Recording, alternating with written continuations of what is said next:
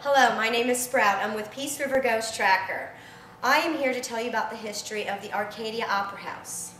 Back in 1905, there was a terrible tragedy that took place in the town, and a fire broke out on Thanksgiving Day and took out pretty much all of the downtown area except for 3 buildings.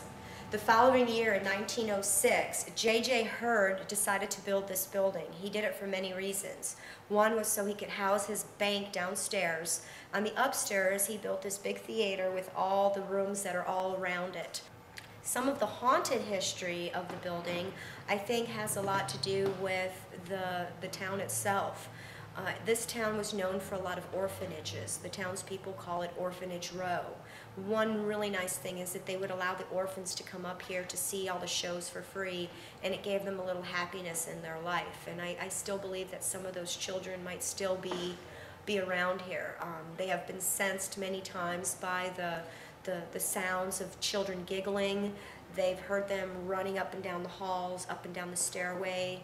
They've also heard them in front of the stage. Hi, my name is Tony Land, and I have been an investigator with Peace River Ghost Tracker since approximately 2004. And this is my ghost story at the Arcadia Opera House in Arcadia, Florida. On the first occasion that we were here investigating, I happened to be coming up the stairs, and the building was actually empty. Nobody had come into the building yet, and I heard a door slam. My first thought was, who was inside the building slamming the doors? Considering that this is an antique store, that would not be a very good thing to do. My second thought was, wait a minute, who is even in the building, because I know for a fact this building is empty. I came up to the top of the stairs, I went to the location where I heard the door slam, and as I approached the room, I realized there is in fact no door to the room, and there was nobody in the room.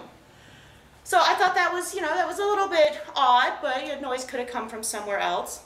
So I go about my business. I start doing baseline readings throughout the building, and as I enter one of the rooms, I start thinking to myself about the history of the building. Now, the history is that at one time there was a movie theater here, and the locals would bring children from the orphanage to the theater to watch the old movies, whether they were, the old black and white, non-talkie or silent films, or even, the newfangled talkie films at the time, and they would bring the children here as a treat and allow them to watch the movies.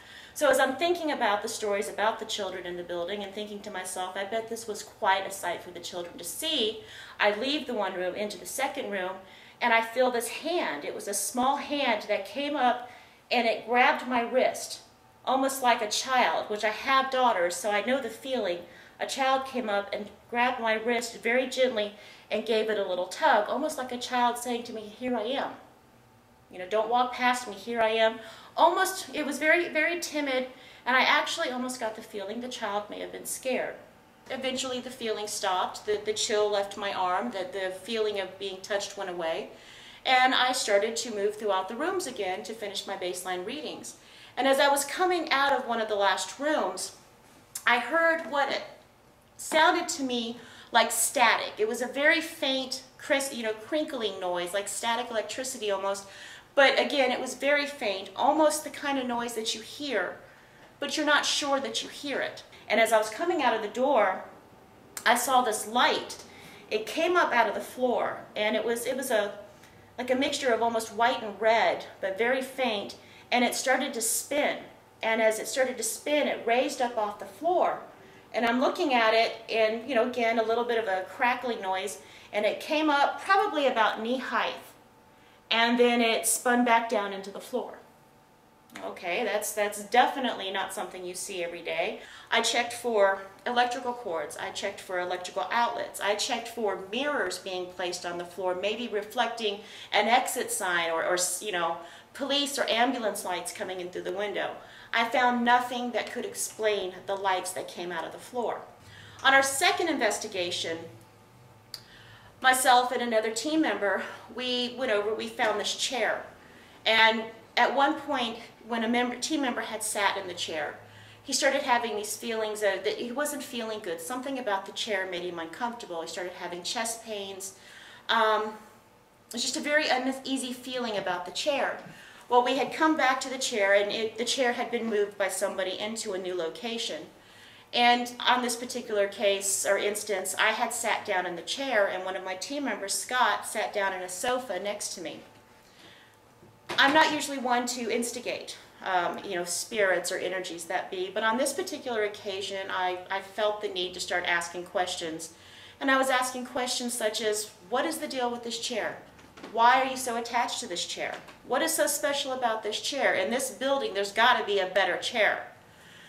As I'm asking these questions, I do start to feel a little bit of like a tingling sensation, like almost like goosebumps. But the gentleman that was with me, Scott, he starts to get an uncomfortable feeling, and he made comment to that. And out of the blue, he says to me, Tony, do you know the words Vasislos? And I'm like, I'm sorry, say that again. He says, do you know the words Vasislos? I said, well, yes, it's German. It means, what's wrong with you? Immediately, as soon as I said the words and the words came out of my mouth, I felt a cold rush of cold wind. It just came rushing at me.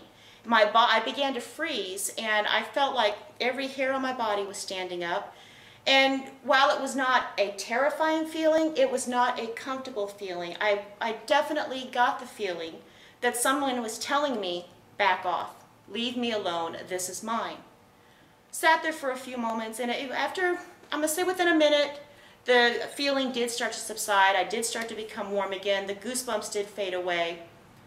And it was a very, very cool experience. We've had several neat experiences based around that chair. All right, my name is Scott. We began Peace River Ghost Tracker in 2000. We came to Arcadia over the years trying to investigate the Arcadia Opera House because we had a certain draw to the place. We were denied several times. It wasn't the right time. They were busy. Back in 2007, we actually met Michael, the owner. Great guy. We've become very good friends over the years. He's since passed now. He was found actually dead in a pile of leaves not too far from here. We got the phone call early in the morning, and it really struck a nerve with us, and it really hurt.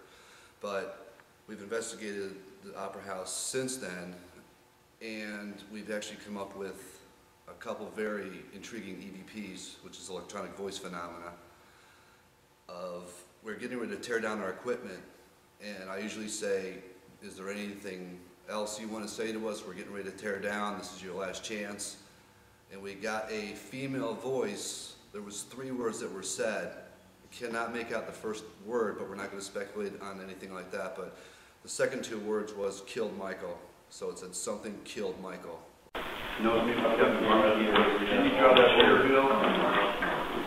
Also, after that EVP, about 16 seconds later, there was another woman's voice that actually said, help him.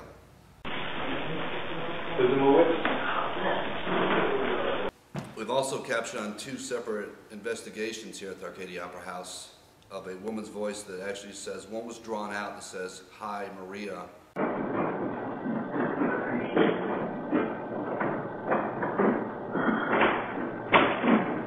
Our one investigation a couple years ago, we did actually capture this light anomaly that was actually caught right here in this corner of it was like a dim light, and they got really brighter, flickered a few times, and then actually went back to dim and then totally disappeared. No vehicles, no reflective surfaces, no lights, flashlights going on at that particular time, but it was a very intriguing piece of evidence.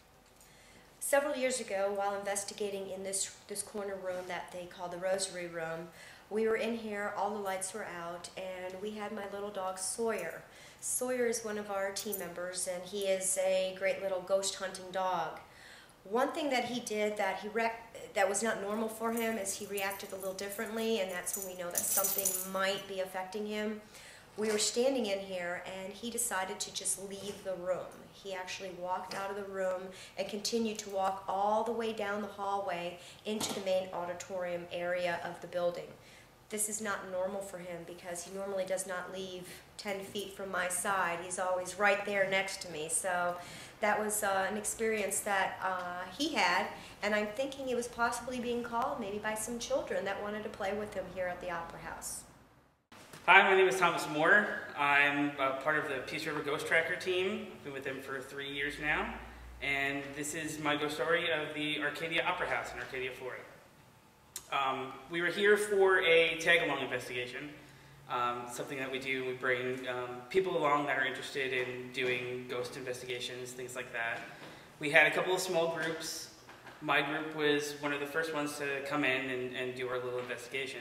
So as I turned down the hall, I passed this big open archway that, when you look into it, looks straight back into the Opera House stage.